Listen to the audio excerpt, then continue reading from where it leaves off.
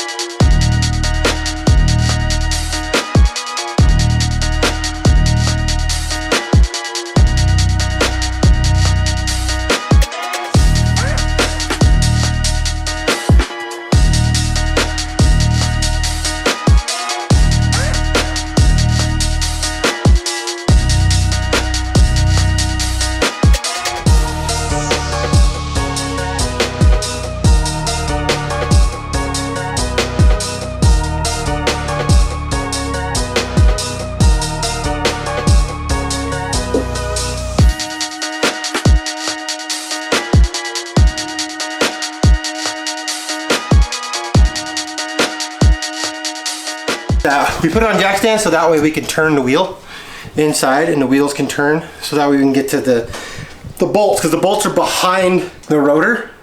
So you want to turn it so you get access to the bolt, because you're going to have to get leverage on that thing because they're going to be old. Alright, we need to take off. So we come here. You're going to take off these two bolts right here, this one and this one. Take these off and that'll release your strut. Alright, so take these off. Now I'm not going to take these all the way off. Don't take them all the way off. Just loosen them all the way to the top. Because if you take them all the way off, when you disconnect it from down below, it'll fall straight down on the floor. And we don't want to do that, because a lot of times you could resell this stuff. Because like I said, this already has lowering springs on it. They look like they're ground control, so you don't want to mess anything up. Be careful, because you do not want to strip this bolt. And I didn't need to. Dude, that's just insane. This car is just, it surprises me. Like, that bolt broke like a 3-year-old car. Now I gotta do the other side, which is easy because it's broken already. So put one on this side, right? So I'll use the breaker bar on the side I'm not gonna turn. Then I'll turn this side, and then it'll bring the breaker bar down. Because it'll get bolts. When you're doing double-sided, they'll get to an equilibrium where the back side won't move and you don't have to do any turning, and it just, a lot of wrenching. Science! Remember how I was saying we have to buy bolts? Yeah, you jinxed it in a good way. We're not going to buy shit. This came right off. I can use my hand to take this bolt off the back end, the back side. That's just insane, bro. This car is surprising me in a lot of ways. Alright, so now you're going to have to take it off. So when you take it off, it's going to drop. A lot of people will take off the control arm too. And yeah, I'll probably do it. But let's just see how easy this bolt pushes through on this end. If I don't put my, look at that. Easy, dude, like butter, bro. Jesus, bro. This car is just, it not only does, you know how some people will say, oh, it's a bar find. It's a barn find. It sat in a barn for 20 years. This actually sat in a barn for a long time. Because I've worked on cars that are on the street for 15 years, and taking that bolt off is cut up knuckles, hit elbows, broken bolts. This thing literally snapped right off, and I have to go get the parts that I wasn't expecting it to be this easy. So these are the bolts that you have to take off. You'll take this bolt off here, which will lower the whole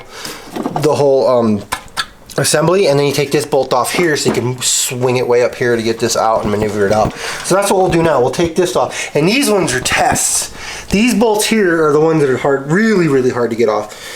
So it's going to be this king nut here, and look, I'll show you why they call it a king nut here in a second, but usually there's a pin, a cotter pin that goes in here to stop it from moving up and down. This one doesn't have it. This one does have it, so I'll show this one in a second, but they're both king nuts, and I'll show you. They look like crowns. Really hard to use a breaker on it, so what I'm going to try to do is get it without... Oh, wow. I didn't even put any pressure. Alright, I'm going to stop acting, I'm going to stop doing all that, because that, you know, sounds silly, but...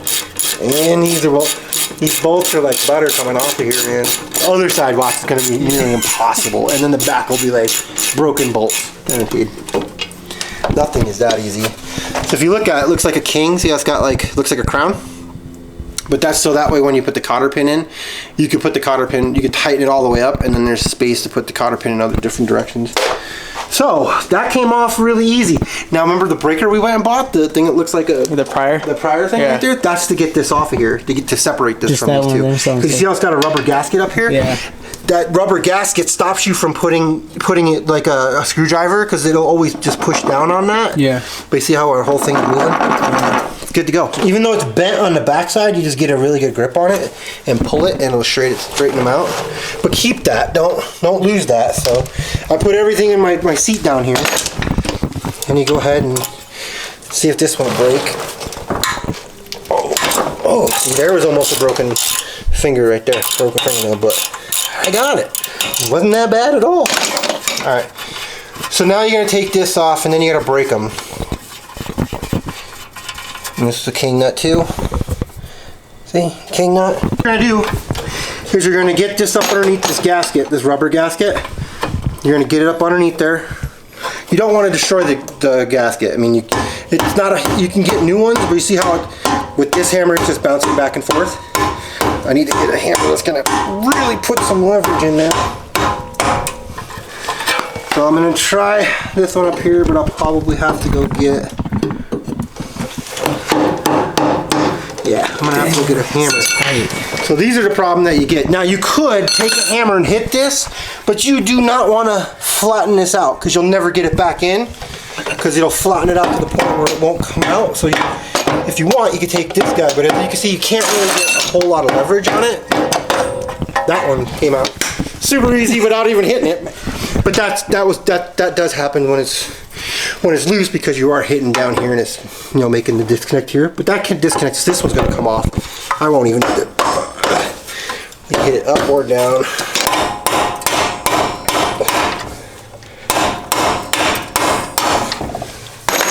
Maybe. Almost. So that one's your pain in the ass one, and you don't want to pull on this too hard, because you could separate the axle from the what you call it. You could separate the axle from inside the engine. So you don't want to pull this out with the axle attached. If you want to detach the axle, you can take off this nut. We're not going to do all that, because we will maneuver. But you see as it pushes out, you don't want to push it out too far. So this looks like I'm going to be able to get it to do it this way. We don't even need to take this one off. So what we will do is get this bolt down here. We'll get this off of here. We'll get it off of there with the screwdriver. The bolt, and push it through this way. And then it'll fall down onto the screwdriver. We're good to go. Take that bad boy, put it back there, and we're actually good. So now what you're gonna do is come up top, and you're gonna take these screws off by hand. We left them on, right? I made them to where they're loose enough to where they can come off by hand. Hopefully, yeah, they'll come off by hand. And this is why you do things beforehand, so that way you're prepared to do it this way. And then what you'll do is you just reach down and make sure it doesn't fall out. Just maneuver it out.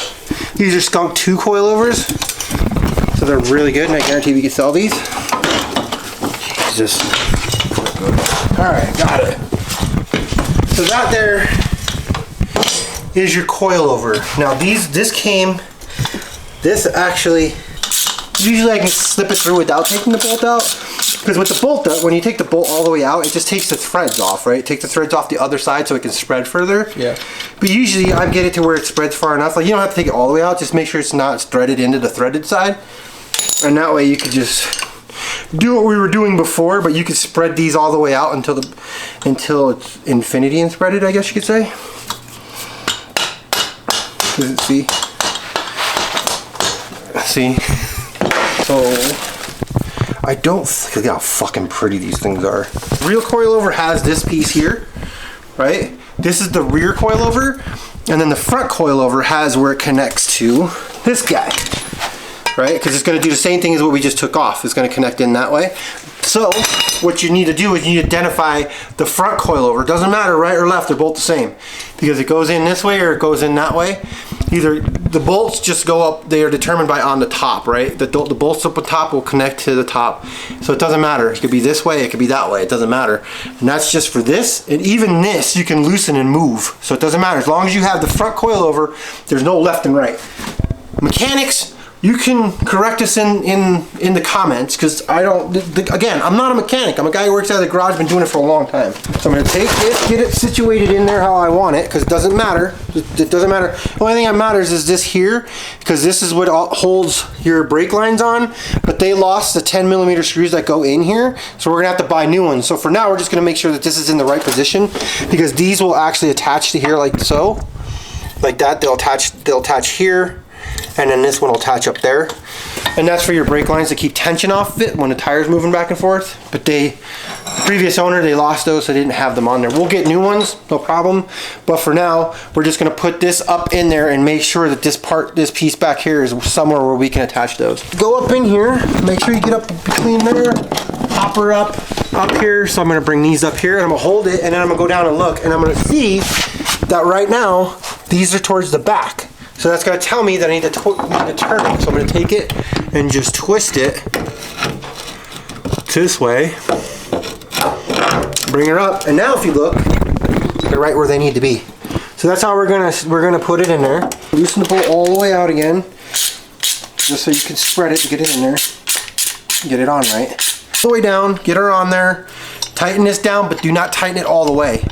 Just tighten it down so the screw doesn't fall out.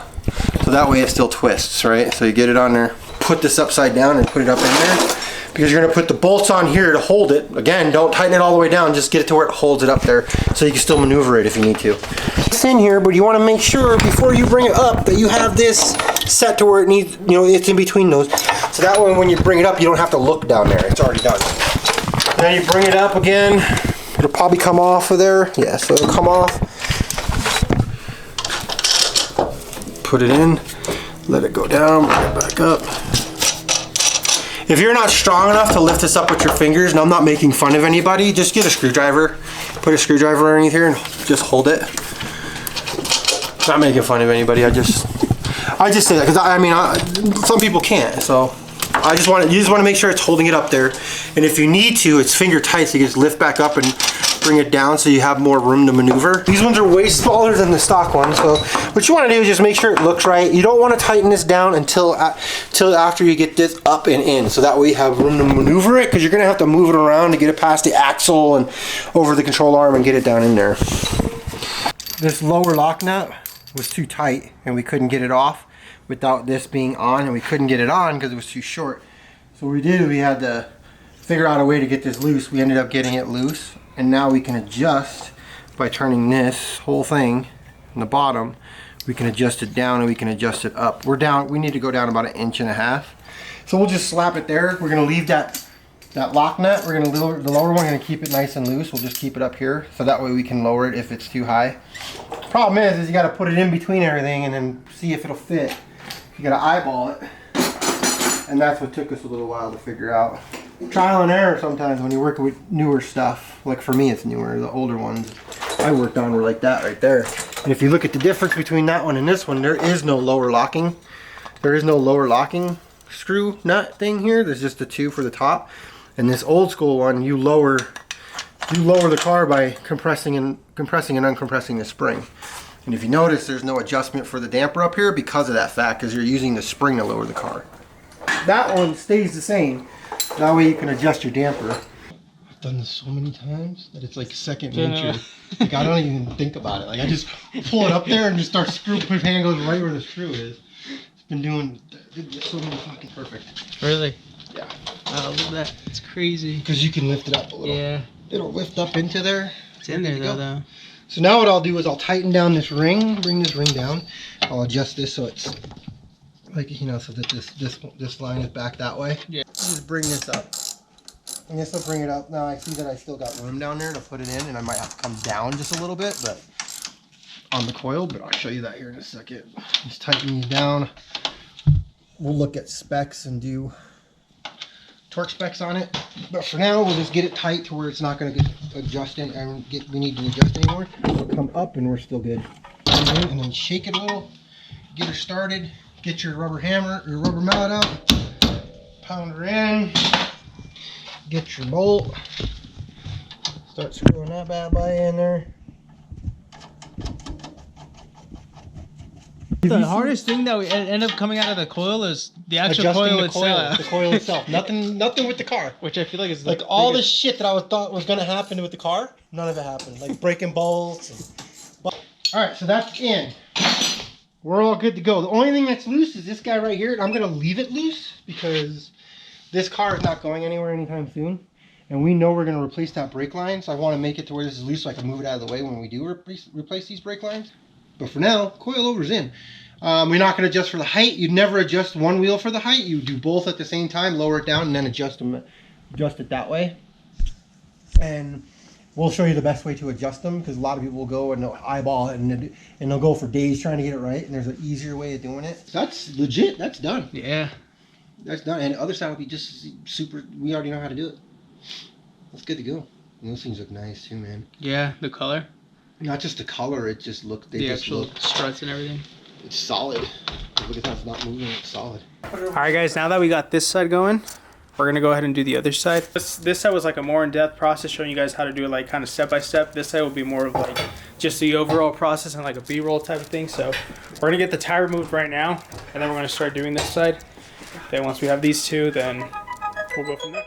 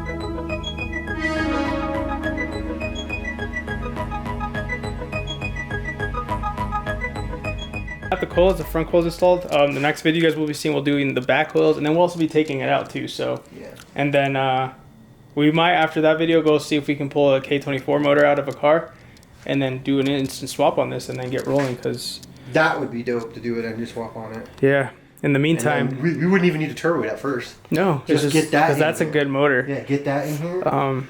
Frankenstein, where you get the K24 bottom end, and then I'll look into it. I'm gonna look into it now that we're gonna do it. I'm gonna look into it. Boarding parts. We'll get the brake lines. We'll get the stainless steel brake lines for the front.